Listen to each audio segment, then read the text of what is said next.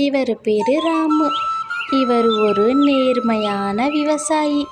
இவர் காய்கறிகளை அறுவடை பண்ணி அதை விற்று அந்த வருமானத்தில் வாழ்ந்து வந்தார். எவ்வளவோ கடை கஷ்டம் இருந்தாலும் விவசாயத்தை கைவிடலை. என்னங்க, வீட்டுக்கு விறகும் இல்லைங்க, அதே மாதிரி சமைக்க காய்கறியும் இல்லை. நம்ம தோட்டத்தில் போய் அதை எடுத்துகிட்டு வாங்களே சமைக்கிறதுக்கும். தன் மனைவி பேச்சை கேட்ட ராமு வீட்டுக்கு தேவையான விறகை அவர் வயல்லையே உடச்சி எடுத்துக்கிட்டாங்க.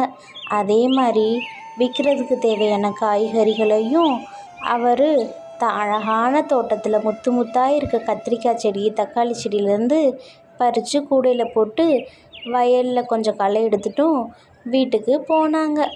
போகும்போது அவர் தலையில் பெரிய கணம், பெரிய விறகு கட்டு, அதுக்கு மேலே பெரிய கூடை. விவசாயி இல்லை, அதனால அவ்வளோ வெயிட்டையும் தூக்கிட்டு போனாங்க. என்னங்க, நம்ம இவ்வளோ நேர்மையாக விவசாயம் பண்ணி சம்பாதிக்கிறோம், ஆனால் இன்னமும் நம்ம கஷ்டம் போல். கடன்காரங்க நாளைக்கு நம்ம காசு தரலன்னா நம்ம வீட்டை அவங்க பேரில் எழுதிக்கிறேன்னு சொல்லியிருக்காங்க. என்னங்க பண்ணுறது, பயமாக இருக்குங்க எனக்கு.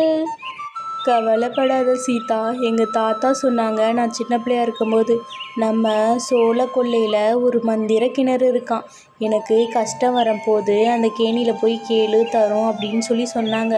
அது உண்மையா பொய்யான்னு தெரியல, நான் போய் பார்க்குறேன். கிணறே, எவ்வளோ கஷ்டம் வந்தாலும் நான் விவசாயத்தை கைவிடலை. ஆனால் நாளைக்கு என் வீடை விற்கிற மாதிரி நிலைமை வருது, எனக்கு நீ உதவி செய்யே.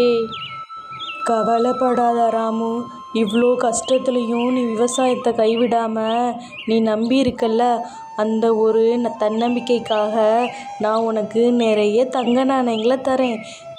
அப்படி நம்ம ராமுக்கு அந்த கிணறு நிறைய தங்க நாணயங்களை கொடுத்துச்சு. அதை வச்சு அந்த ராமோட கஷ்டமெல்லாம் தீர்த்துக்கிட்டாங்க. அவங்க வீடும் அவங்களுக்கே கிடச்சிச்சு. ராமு அன்னைக்கு தான் நிம்மதியாகவும் தூங்குனாங்க. அந்த தங்க நாணயங்களை ராமு அவருக்கு மட்டும் பயன்படுத்தாமல் தன்னோட வயலில் நிறைய காய்கறிகளை அறுவடை பண்ணி அதை எல்லா மக்களுக்கும் இலவசமாக கொடுத்தாரு.